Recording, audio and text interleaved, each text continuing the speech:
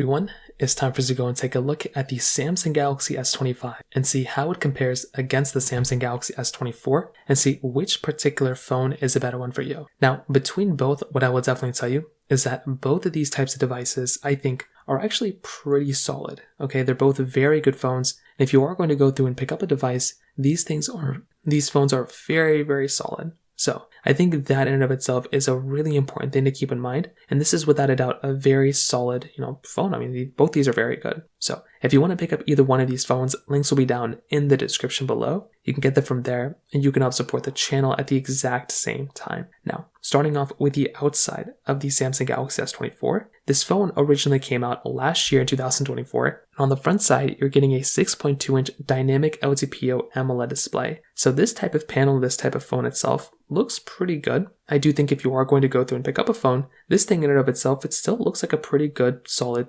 phone. It looks beautiful. You're getting 2600 nits of brightness. You're getting, a very good size display. It's 120 hertz. There is still a lot of stuff to love about this type of phone. And I do think if you are going to go through and pick up a device, this is without a doubt a very, very good option. Maybe it's not perfect, but I do think it's a really good type of phone and it's a very good looking device. With the Samsung Galaxy S25, this phone is also going to be giving you a 6.2-inch dynamic LTPO AMOLED display. So this type of phone, this type of panel itself looks very, very good. It still is 2600 nits of brightness, 120 hertz. This one has a little bit of a higher screen to body ratio, so there's more screen, there's less bezel on this phone. And it does feel kind of like a smaller phone when you kind of think about it. And I do think that is kind of in and of itself somewhat of a nice thing to kind of think about. If you're going to go through and pick up one of these types of phones, you're going to be getting a pretty solid experience here. And I do think that is in and of itself a really, really nice thing to kind of think about here. So from that in and of itself, this is a pretty good,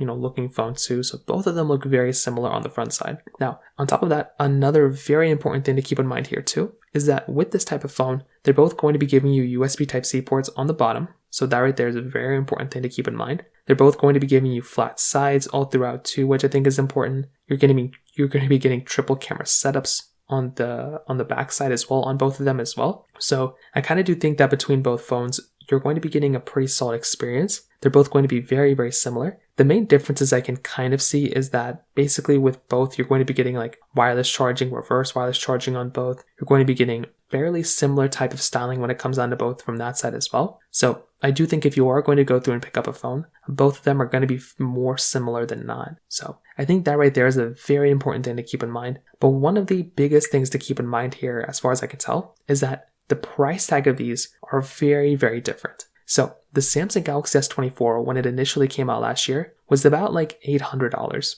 So you were spending about $800 on that particular phone, which I thought was pretty cool. I thought it was a pretty good price to pay for a device like that. Whereas on the Samsung Galaxy S25, that phone is basically costing about, that phone costs $800 right now. The S24 costs about $375 right now. So that is a very, very cheap and inexpensive price to pay for a phone like this. Imagine being able to go through and pick up one of these types of phones and not really have to spend all that money on it. That is without a doubt a really, really nice thing to kind of keep in mind here. And I do feel like if you are going to go through and pick up a phone, that is a really good advantage there. So that right there, without a doubt, is a really important thing to keep in mind there too. Now, on top of that, I think another big thing to keep in mind here too is the fact that with something like the Samsung Galaxy S25 and the Galaxy S24, these particular devices are going to be giving you very decent performing cameras. They're both very, very good. They're relatively almost the exact same thing when it kind of comes down to it as far as I can tell. So you're pretty much going to be getting very similar type of experience here. So they're both triple camera setups,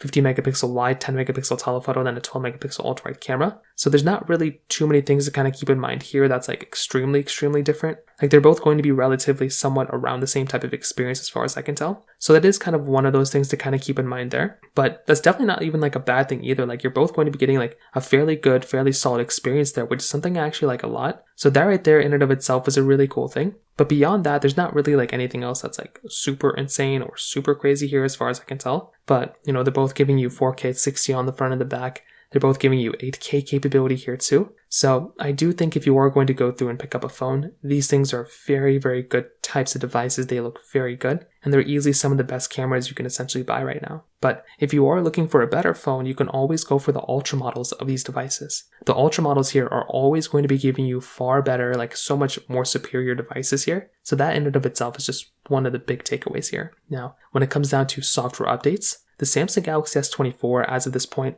is pretty much going to be the phone that might not end up lasting as long as something like as a Samsung Galaxy S25. Alright, the Galaxy S25 has a much higher likelihood of lasting for a longer period of time than the Galaxy S24. So that is just one of those big key takeaways when you're going through and buying these types of phones. You are definitely going to be getting a longer lasting phone on something like the Samsung Galaxy S25 than the S24, but it's only by about like 1 year. So if that 1 year, if that's like a really big deal for you, well then that might be the deal breaker here. But if that's not really that big of a deal for you, then you might be okay with something like the Samsung Galaxy S24. Like that phone is still going to be lasting for many, many years now. Like so many years, it's like not even funny. So I do think this in and of itself is a super important thing to keep in mind here too. Like if you are going to go through and pick up a phone, you are definitely going to be getting a very long lasting phone from this type of device too. So kind of keep that in mind. And when it comes down to the battery life side, both these phones are almost identically the same. They're both going to be giving you 4,000 mAh inside of these types of phones, which I think is great. You know, having that type of experience there is still going to be very good for the most part. So